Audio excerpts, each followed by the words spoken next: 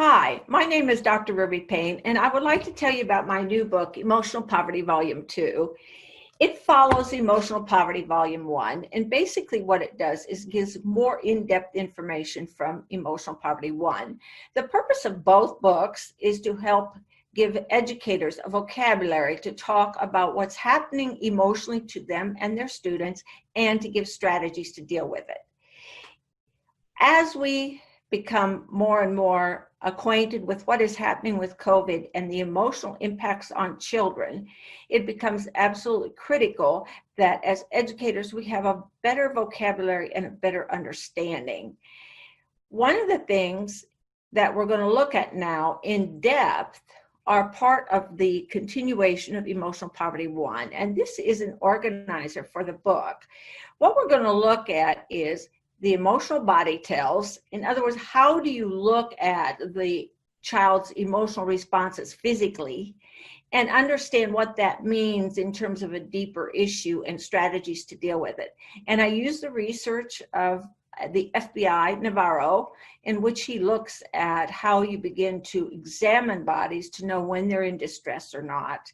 And it helps you also then to assess your safety issues in your campus. And what we're going to do now is look at each of these in a little bit more detail as to what it means. So chapter 1 is the student and the limbic center and what's going on, as I said, with their emotional tells. Like if you were wanting to know which is the most honest part of a student's body, in other words, how do you know anybody's body for that matter, what would you say? Many people say it's the eyes. You would be wrong. It is actually, according to FBI, the feet. And I want to explain to you about why the feet are so critical. What happens you will see in this next video, what happens in your brain is that your very basis of your brain is your brainstem. And the first thing you have to decide is if we're going to freeze, fight, or run, okay? And that is the first response to anything that jeopardizes your safety or belonging.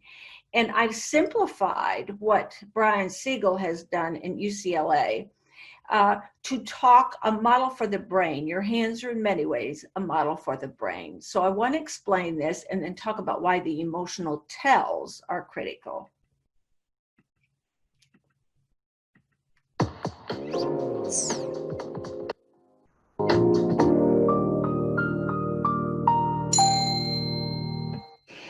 I'd like to give you a hand model that is basically developed by a man named Siegel. He's a neuropsychologist out of UCLA. And your hands in many ways represent your brain or can be used that way. When I say that a person has an unregulated, unintegrated brain, it's actually a physical thing. And the fastest way to teach it to students is to have them use their hand. So if you think of your hand as part of your brain, what the research says is if you put your two hands together like this is actually the size of your brain. Now, that's not real comforting, okay? And some people are bigger and have bigger hands, etc. But your brain basically is about 3 pounds, and it's the consistency of soft butter. So if you think about your brain as a hand, this would be your brain stem. This is your involuntary and your motivational systems. Sleeping, breathing, eating, sex, all your motivational systems, all your involuntary systems. It's kind of like the Bee Gees song, staying alive, staying alive. That's what your brainstem does, where you make cortisol. This is your spine. Your thumb now is your amygdala, A-M-Y-G-D-A-L-A. And your amygdala is really the emotional center of your brain. Your amygdala is structured by the time you're 3 years old, and it's structured before you have language. So one of the things that happens is you learn things, they get embedded there, that you act on, even though you don't know you have them. Have you ever done something and after you did it, you thought, oh no, that's my mother again, that's my father? Well, that was your amygdala. And your amygdala gets developed in this way. When you are an infant, you are basically deciding, you have so many stimuli coming to you at once, Is it safe or is it dangerous? Because the basis of all emotional well-being is safety and belonging. So what you want to know, is this environment safe? Is this person safe? Do I belong? Do I like it? You smell the milk, the bottle, you like it, you move toward it. And emotions are pretty simple. You're either moving toward something or you're moving away from it. If you're attacking it, you want it to move away from you. And so everything is, do I like it? Do I want to move closer to it? Do I not like it? Do I want to move away? And based upon that, then, it becomes a huge basis for your emotional processing. In other words, is this something I like? Yes, no. And we assign then emotions to it. This is your cortex. It's your skull. It's the part of your brain that covers your brain. It's the skull, and it's hard. And one of the things is that's where your thoughts are. So when you think about something, you have a representation, you go to that level of the brain. These two fingers right here are the prefrontal cortex, or PFC as it's often called. Your prefrontal cortex is right here in the front of your brain, and it is your regulator. It regulates your brain. So when you're driving down the highway and you don't like how someone's driving and you're thinking, hey, I'd like to help them off the road. The reason you don't is because your prefrontal cortex kicks in and says things to you like, I don't want to live in jail, not today, etc. It's a regulator. What happens when your brain is integrated and regulated is this. When it's integrated, this emotional self talks to the brainstem and it talks to the cortex, okay? Surrounding this, your thumb, is something called the hippocampus, and it's the broader emotional frame you operated in. It is literally the story you tell about yourself and your life. Well, what happens when your brain is integrated? Your thumb and hippocampus is talking to your brainstem, it's talking to your cortex.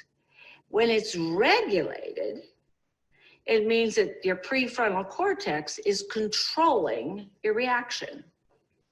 When your brain is not regulated and not integrated, then you have this. You have an in-your-face explosion. And one of the things that's really critical to remember is that when that happens in your classroom or with your own child or another adult, if you interpret it as disrespect, that would be a mistake. It's actually an indicator that you're dealing with an unregulated, unintegrated brain. And then you have to ask yourself, what do I do with that? So one of the things we look at now is how do you watch the body more closely? And this book has a chart in it, comfortable and uncomfortable. And we look at what that means as you begin to look at, is the student comfortable or uncomfortable? One thing that Joe Navarro said in his FBI book is that there's always a relationship between the discomfort and the comfort, which brings me back to the feet. Because your brain stem is here, and because it's so fast, emotions are 200 to 5,000 times faster, it actually goes immediately from your brain stem down your spine to your feet. It doesn't even go through the cortex. Joe Navarro tells this story about a woman they were interviewing, the FBI was. They thought she was keeping her son that they were looking for in her home. They asked her, does your son ever stay with you? And she said no, and her foot jerked. And then immediately she started doing this. Now, this is a soothing behavior. There's a lot of nerve endings here. Females will play with their jewelry. Males will often pull on their collar. It is tie. It's soothing. If you've ever watched a student rub their legs with their hands, they're self-soothing. And what Navarro said is you look at the relationship between discomfort and self-soothing, because that's a more accurate indicator of whether or not the person is comfortable emotionally with what they're telling you. 10 minutes later, he asked the woman, what bedroom would your son stay in if he stayed here? And she said, he doesn't stay here. Her foot jerked. And she started this again. About 10 minutes later, he said, what bed would he be in when he stays here? Her foot jerked. She said, he does not stay here, and started doing this again. They got a search warrant and the boy was there. So one of the things is that your body tells are very critical. So this chapter has a lot of information about that. And then it looks at how you calm them down, okay? How you begin to calm them when you notice the students are uncomfortable and what that means. Chapter 2 looks at how you do more with the prefrontal cortex. Prefrontal cortex is where you do impulse control. And what we know is that both ADHD and anxiety can come out of the prefrontal cortex.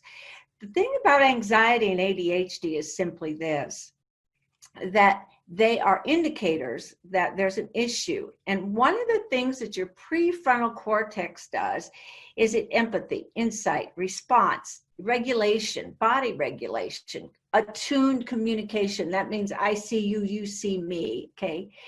And what we look at is how you begin to identify strategies that will lessen both anxiety and impulsivity. One of the things we know, based on the work of Daniel Amen, and he's a psychiatrist who uses brain scans, is that there are actually brain indicators in brain scans that you have when you have ADHD. And we know that there's a marked decrease, okay, in the prefrontal cortex activity, actually. One of the things that many individuals have that they don't know they have is they've had a childhood brain injury. They've fallen, and it has made a difference in how their brain processes. One thing he explains is your cortex is very hard and your brain itself is very soft. It's the consistency of soft butter. And one thing that happens is that cortex hits the brain itself. And so one of the things we know is there are things you can do for that. The book has charts, checklists, strategies. Now, anxiety can come out of the amygdala or the cortex, but there's several strategies in there for anxiety. And one is a very simple one called if-then. One of the things that happens for you to convince your brain is you have to buy into something you already know or can do. Anxiety happens when people get involved in their cortex, if then. Now, anxiety can what if? And you have to work with students on if then. And there's a strategy for that. One last side here.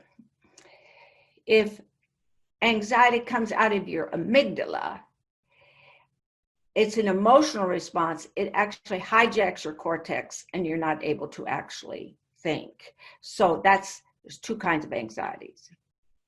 Now, a third chapter looks at adolescent brain development. And I was absolutely fascinated by what I learned here. I taught high school for 9 years. And one thing that just stood out for me significantly is that what you have to do in adolescence to survive adolescence is school is very different than what your brain is actually processing and developing. When you go through puberty, your brain actually restructures itself because you have different chemicals, you have different hormones, etc. And so it restructures itself from the back to the front. So the very last thing in an adolescent brain to develop is the prefrontal cortex, and it develops on the average about male brains develop that on the average about 2 years behind female brains. And so in the hard brain research, what's happening now is that you have this theater of adolescence. So on stage in front of the audience, there's school, okay? But backstage is all the brain development. And three of the things that are most critical that you develop during this time: social dominance, social cognition, perspective taking, your understanding reward and risk, and on top of that, you're developing a moral code. Those things right there, we ignore in schools. We act as if they don't even matter, but it's the most important job that the brain has at that point in time in terms of development. And one of the things that is not talked about, but everybody observes in both middle and high school, is this thing about social dominance. And social dominance is about survival in its very simplest form. And it's about the fact that there's competition for resources, protection, and inclusion. So the way that shows up in males is this competition to be an alpha male, okay? And we see that with the quarterback of the football team, yada, yada, yada. And for females, it's competition to compete to win the alpha male. And one of the things is, this is old. In the book, there's a research that comes out of Jordan Peterson's book about lobsters, and they're 350 million years old. And lobsters are very smart. And what happens is they really demonstrate in the research they've done with them. What they did is they took a lobster from different areas and resettled them in an area where there weren't lobsters, and then they watched how they socially interacted. And it is as old as time. And so part of what happens is that actually social bullying comes out of social dominance, okay? It's a hierarchy, a ranking system that primates, humans, people almost engage in intuitively. But it is at the end about who gets the resources, who gets the protection, and who gets the belonging, okay? And we also look in this chapter what porn does to brains. I don't know if you know this, but it has a huge impact on social cognition, because what happens is that if you start your porn in your teens, and the research is from Stanford University, that the average adolescent male watches 50 porn clips a week. What it does is that you rewire your brain to a screen, not to people, okay? And it creates some very fascinating things in this way.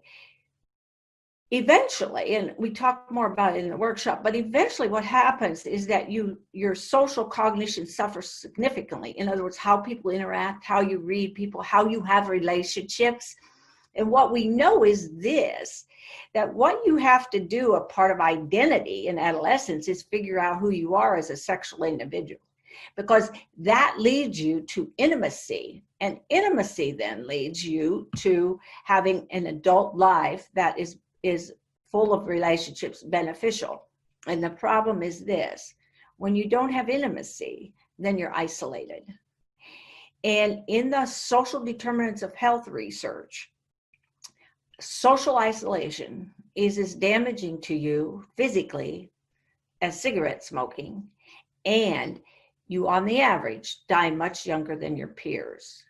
And so what we look at is how that whole thing shapes the adolescent brain, and what that means as you work on perspective taking, social cognition, etc. Chapter 4 is about the hippocampus and where you keep the story of who you are. And one of the things this becomes critical is because it's been such a factor for all of us, but particularly during COVID. Because what we know in the hard research is that if you can't keep a coherent story of who you are over time and over context. So time is, this is when I was who I was when I was young, this is who I am now, this is who I'll be in the future, that kind of thing.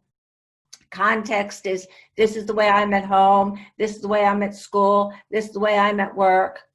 Or what has happened now with COVID, this is who I was before COVID, this is who I was during COVID, and this is who I am right now, and COVID's not over. It's this whole conversation about keeping a coherent story.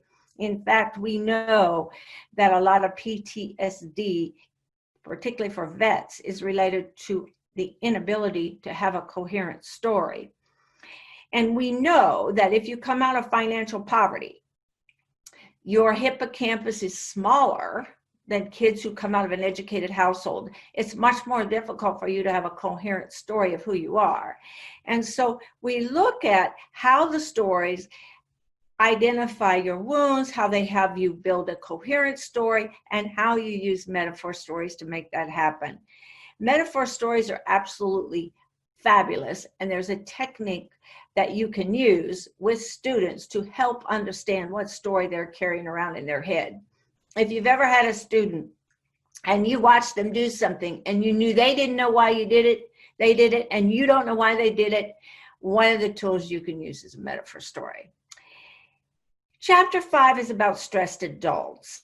And what that means, one of the most interesting things about stress, and one of the things we stress in the book, is that when you are stressed as an adult, the hard research is that your informational processing suffers significantly, and your ability to respond appropriately is significantly reduced.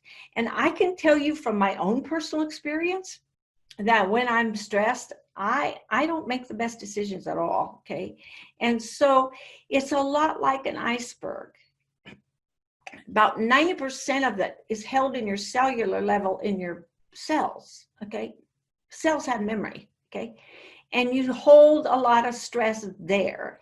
And it's called allostatic load. And part of the reality is we think that if we just, stress is carried in the mind. It's not, it's actually carried physically. And when we say we have to learn, when people try to suppress the stress, it actually takes more energy to suppress it, okay? So it even increases the stress level. So the bottom line is, how do we understand it? There's an app on your cell phone that you can get, tells you your heart rate variability. It's one of the most accurate indicators of whether you're stressed or not. And what we know is this: it's all related to your autonomic nervous system, and which goes down your spine, okay? And it impacts all your organs, and it tells you exactly, are you stressed or not? For example, one of the things that happens is this, is if you just do this simple tool, if you just go like this, like you're looking at the sun, you walked outside, you lift your arms and go, If you do this one thing, it relaxes your body because it puts oxygen in your autonomic nervous system, okay? So there are lots of things we look at: how you identify stress in yourself, how you help identify it, so that, and tools for you to better regulate it. What most people don't understand is that it's actually carried cellularly. So we have this little assessing your current stress levels quiz in there. How do you know that? And we look at the role of epigenetics in also increasing your stress. Epigenetics is how your body changes its DNA in relationship to stress, and how you may inherit also issues around stress, both environmentally, through stories, and physically.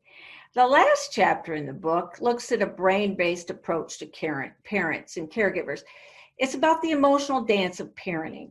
I would submit to you that what we do with our parents, how we approach parents, could be improved in this way. We try to think about parenting as this cognitive, rational activity. It's not. Parenting is probably the most emotional activity any human being engages in, okay? And it is gut-wrenching at times. And if you've ever been a parent, you know exactly what I'm talking about. And the reality is that people either parent the way they were parented or in reaction to how they were parented. So it is an emotional kind of parenting is emotional. So how do we address it so that we serve them much better? And one of the things we look at is bias. Bias in both educators and parents, because it works both ways. And we don't look at implicit bias just by race. We look at it by all kinds of things. Like one of the most interesting things in the research, it has to do, people immediately make a judgment about you based upon your shoes or boots, okay? What about your jewelry, your weight, okay, your energy level, your emotional status, I mean, your race, okay? Are you a member of the dominant group or not, okay? What's your educational attainment? Last week, New York Times and Wall Street Journal both had articles in them about how the Americans, it's not okay to be racist or sexist, but it's still okay to have huge prejudices and open discrimination and intolerance of people who are not educated. And so how does that impact how we interact and mix with individuals? What's your dialect? Okay. Do you fit in with the dialect of the area? And so what's your immigrant status? Okay. And all these other pieces, do you speak the language of the country into which you are negotiating?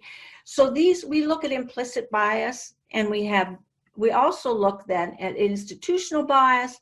We have strategies for approaching parents, strategies for planning a parent-teacher conference, and for those of you who have deal with affluent parents, strategies for keeping the involvement appropriate. Okay, so one of the things is this book has lots of hard data about the brain, how it processes, and a lot of strategies then, how to better understand, how to better meet the needs of our students and ourselves. I am so excited by this, and I hope to see you on one of our webinars or online trainings soon. If you're interested in a copy of the book, you can get it from ahaprocess.com, ahaprocess.com. We look forward to hearing from you, and thank you for all you do for kids.